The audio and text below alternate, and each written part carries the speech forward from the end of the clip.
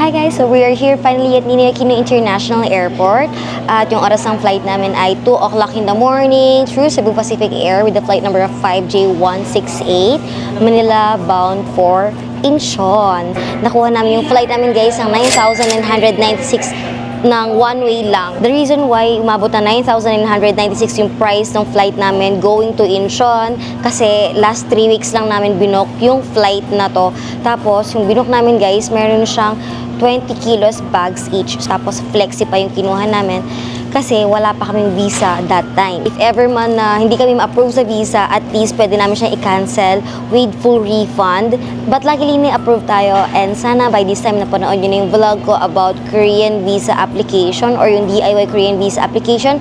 And if not, pwede nyo i-click yung link na ilalagay ko dito sa taas para naman may idea rin kayo kung paano yung DIY application or tourist visa application sa Korea. And yung next update ko guys ay nasa South Korea na kami.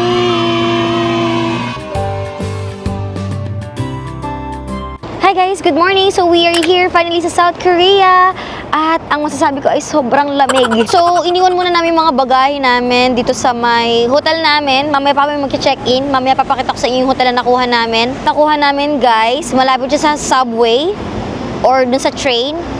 Then, malapit din siya sa bus station. Tipong parang 3 minutes lang, 2 minutes, ganyan. Depende sa lakad mo, makakarating ka na dun sa hotel. Yung palang flight namin, guys, sobrang aga niyang nag-arrive. Dapat yung oras ng arrival, 7 a.m. Pero nag-arrive siya 6 a.m. Bongga, 1 oras yung advance niya. Ay, hindi siya, advance. Hindi lang nagpalit yung time. So, yun pala, guys, sorry. So, hindi pala siya advance. Hindi lang nagpalit yung time agad ng phone namin kasi walang mga internet. And guys, hindi na rin pala ako nakapag-vlog kanina sa may airport kasi napakabilis mga pangyayari. Kasi guys, hindi pala namin na-book yung reservation nung subway namin. Meron na kami confirmation pero kailangan pa kasi siyang i-reserve. Ilalagay ko na lang dito guys kung magkano namin siya nakuha. And guys, please do not forget to use my Klook promo code. It's kasama sa Gala Klook para magkaroon kayo ng discounts. Sa Klook nga pala namin yung binook and nakuha nga lang pala namin yung team money namin guys sa may Klook. Ilalagay ko lang dito kung ano yung kinuha namin. And guys, yung kinuha pala namin ay may 10,000 Korean won. Kasi if ever man na hindi kami agad makakita ng ATM sa airport, at least meron siyang laman. So, hindi na kami problema sa pamasahe namin dun sa T-Money. Wala kasi kami nakitang ATM kanina. Kaya ang nangyari, pagkatapos namin sa airport, nag-RX lang kami. Then yung RX guys, nasa 45 minutes yung binaybay niya from Incheon International Airport hanggang dito sa may Seoul Station. After namin nung RX, nag-train kami from Seoul Station. Hinihingil ako kasi sobrang lamig. Nag-train lang kami from Seoul Station hanggang dito sa Dongmyo. Yung Dongmyo guys, yun yung station na malapit dun sa nakuha naming hotel. And guys, advice lang, kung ayaw nyo mahirapan, mag-bus kayo. Hindi kami nag-book ng bus kasi akala namin puro may elevator yung subway. Like yung pag sa labas, kasi di ba yung subway, usually nasa ilalim sila ng lupa. Pag lalabas ka na dun sa subway, kailangan ng hagdanan. Akala namin puro, escalator o kaya naman elevator. Pero guys, may mga part na walang escalator at elevator. Tapos, bibit-bitin mo talaga yung bagahe mo ng bonggang-bongga. Ang bigat ng bagahe namin, Yung RX, nasa magkano lang namin siya nakuha, mas mahal yung bus. So, kung ayaw yung mahirapan, guys, mag-bus kayo. Mas mahirap yung dadaanan mo pag nag-RX ka. Kasi yung RX nga, kailangan mong, umakyat pataas para makalabas dun sa subway. So, yun lang yung nangyari sa amin sa Incheon. Kaya hindi ko na talaga siya na-vlog. Ang masasabi ko lang sa airport nila, ang laki ng airport, guys. No? Ang laki ng airport nila. Pero good thing na kung saan yung baggage belt namin or yung baggage belt, nandun agad yung exit. Hi guys, so pupunta na kami ngayon sa may Lotte World. At kung ako sa inyo guys, sumanap ko yun na makakasama nyo mag-travel na magaling mag-navigate ng places or ng map. Before, marunong akong magbasa ng mapa. Pero dahil kasama ko na siya, syempre, siya na yung bahalang sumakit yung ulo. Pero tungtuwa siya sa Naver. Anong masasabi mo sa Naver map? Ganda yung Naver. Para siyang pinagandang Google Maps. Sobrang detailed lang nung Naver map. Nakalagay lahat. Ayan. Kahit yung walk, nakalagay.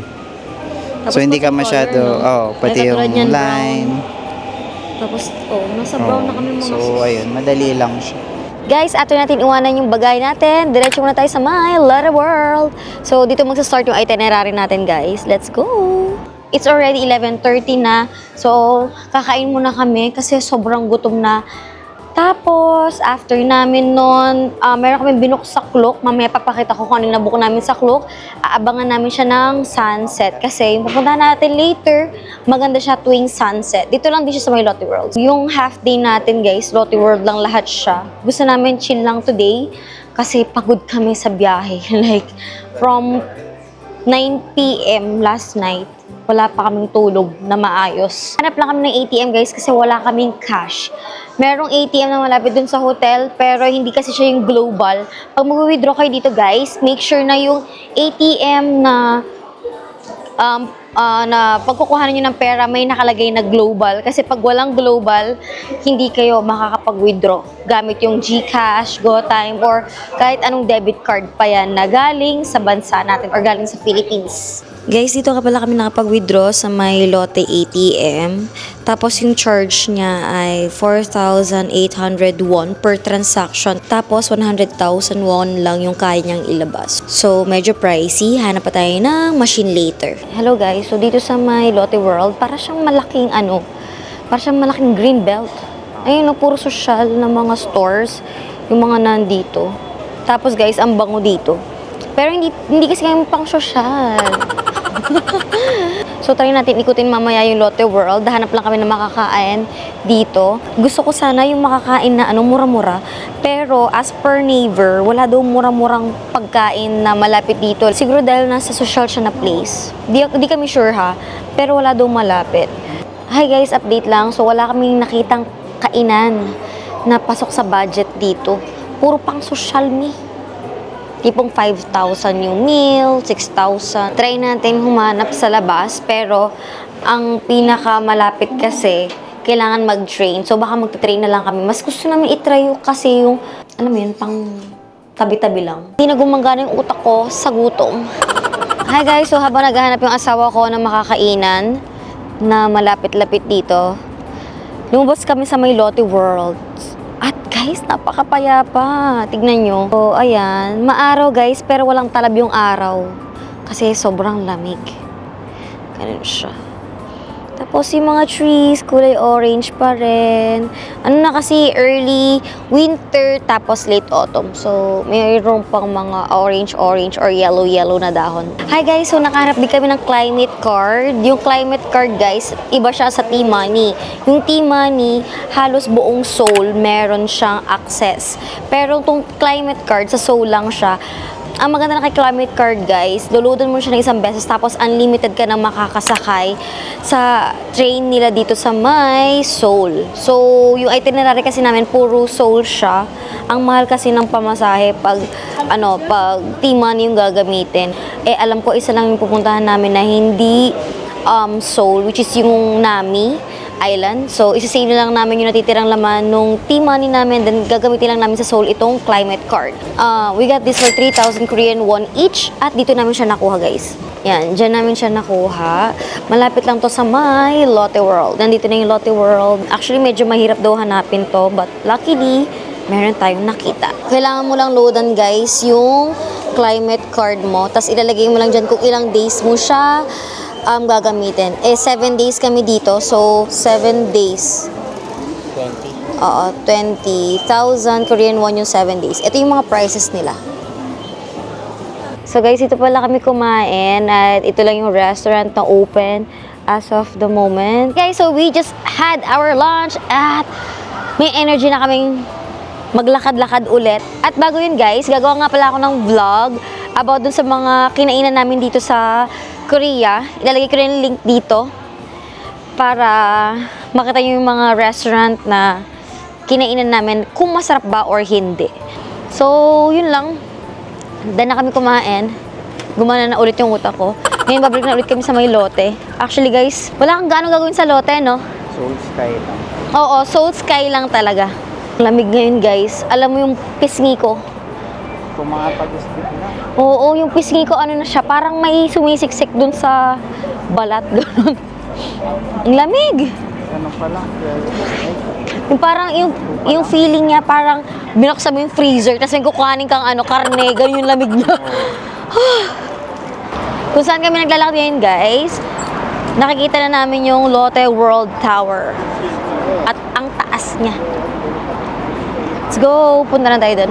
Hi guys! So, nandito na kami sa may Seoul Sky! Ito yung unang activity na puntahan natin dito sa may Seoul. Nabook lang din namin to sa my Klook. Ilalagay ko na lang dito kung magkano namin siya nakuha with promo code. Hi guys! So, dito kami sa Sky Gate. Ito yung entrance. Slide. Oh, pwede tayo. So, pwede camera. Okay, let's go. Hi guys! So, yun na nga ba yung sinasabi ko? The weather is pretty bad, sabi ni ate. Ngayon, iniisip namin ng asawa ko kung i-rebook ba namin siya or i-go namin to. Kaso kasi, yung sa schedule namin, ngayon lang kami maglolote. So, we need to take this one or else it will be... So, yung itsura ng entrance. Ang ganda talaga pag weekdays, no? Alam mo, pag weekdays, wala talagang pila. Oh, ganda. Ganda ng mga illusions. P2F Sky Shuttle. Let's go! Wow!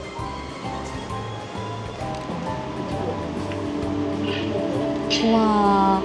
Oh my God!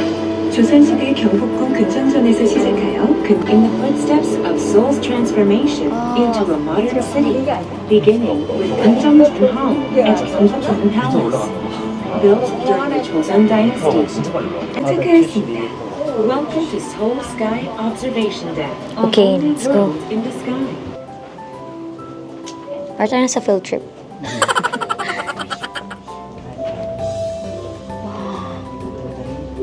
Tayo sa harapan.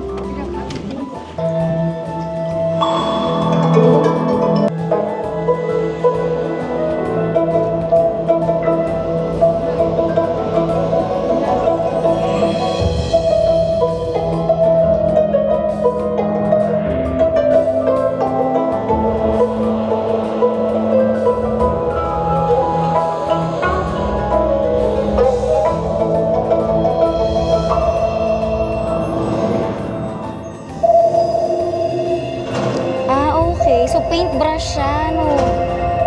Inspired by paintbrush.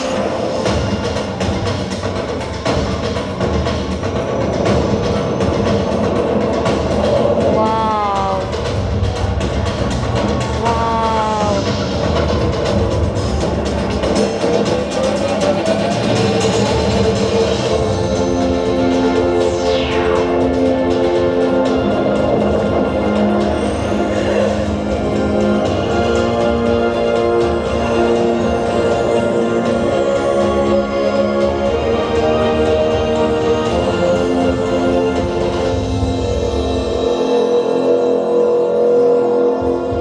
Wow, ang galing. What's that? What's that? Cloudy. Oh! Hello, Cloudy! Oh! That's so sad. Kita sa camera yun. Oo. Oh, hindi kita sa camera, but yan, medyo okay na. Yeah. Wow.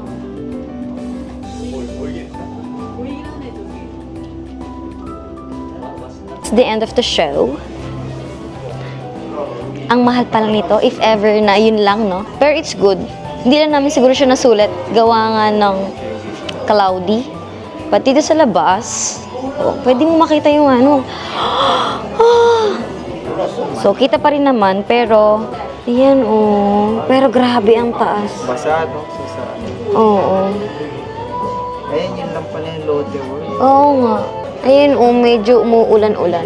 Actually, para siyang hindi ulan eh. Para siyang moist, no? Sobrang taas kasi niya, mi. So, i-book nyo na lang siya, guys, day before kayo pumunta rito para ma-check nyo yung weather. So, huwag kayong manghinayang if ever na hindi nyo man siya mapuntahan kasi mas manghihinayang kayo dun sa pera pag hindi nyo nakita ng mas maayos yung ganda nung place or yung view. Sayang. Ito yung next floor, guys. Mas mataas to, ng isang floor. Tapos, nandito yung famous na glass. Ayan, so nandito yung famous na glass. Sobrang konti ng tao, so masasolo natin yung place.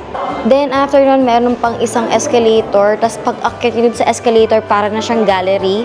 Then, dito nyo din makukuha yung mga pictures, if ever na gusto nyo kuhanin yung mga pinicture sa inyo dun sa baba bago kayo pumasok.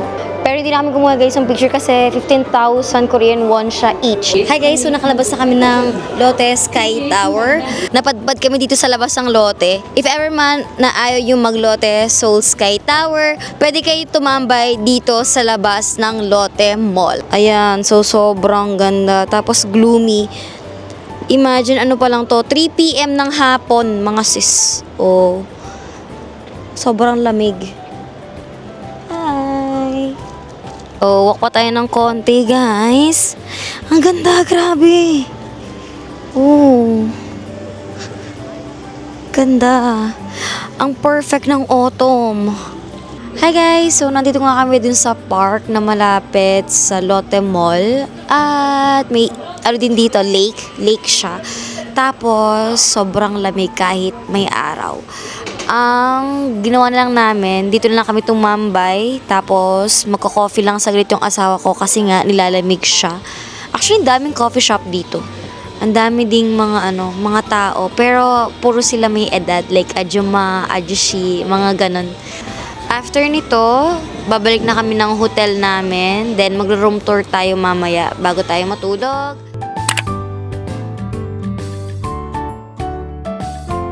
Ito yung pinaka-main entrance niya, guys. Kanina na dumating kami dito, wala pa yung receptionist nila. Pero, minessage ko lang yung WeChat nila, tapos pre-provide nila sa akin yung password nito para makapasok kami ng asawa ko at maiwan yung bagahe. Move lang ako ng konti rito para mas makita nyo na maayos yung entrance. So, ayan yung itsura ng entrance, guys.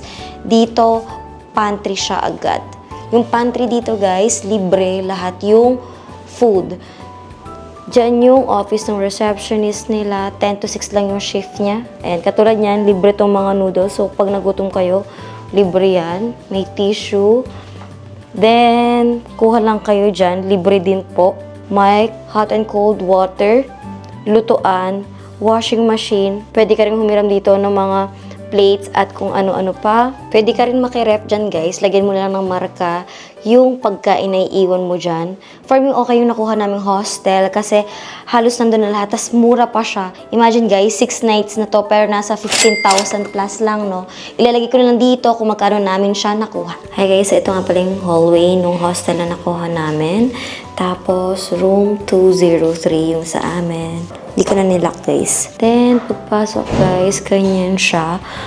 Actually, for us, okay na yung ganito kalaki na room. And, halos kumpleto na siya.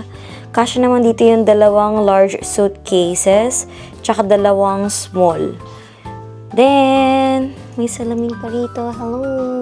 May lamp din, tissue, hair blower, bathroom towel, toiletries, air condition. Tapos guys, pwede nyo palang hiramin sa kanila to para hindi na kayo bumili. Kasi yung saksakan nila ay pabilog. Marami naman yung saksakan. 2 dito, 2 doon, tapos 2 doon. So, 6. Habang ito naman yung CR niya. Ayan, ang linis! Complimentary shampoo, conditioner, body wash, tapos tissue. Dito yung shower niya. So, siguro tatanggalin lang namin yan. Tapos dito na lang kami sa sahig na to mag-shower. Then, salamin. Asan na? Ah, okay. Standby elevator. May mag-a-assist ba?